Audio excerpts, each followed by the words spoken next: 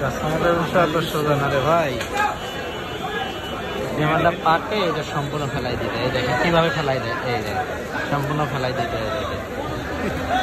এই যে এই যে একদম রোডে ফেলাই দিতে।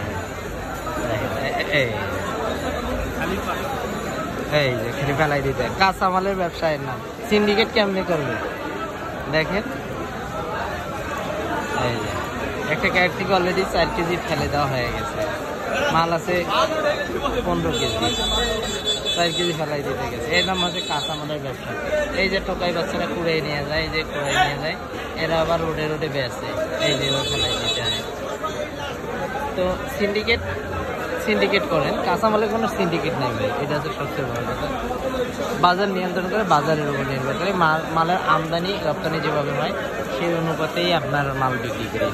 তো এইভাবেই এই বাচ্চারা এগুলো টোকাই নিয়ে আবার এই গরিবের বাজার আছে, বউ বাজার আছে, এগুলোতে ওরা আবার বিক্রি করে। এই যে এইভাবে কতগুলো ফেলাই দিতে হয়, সারা রাত এইভাবে ফেলাই দিতে হয়।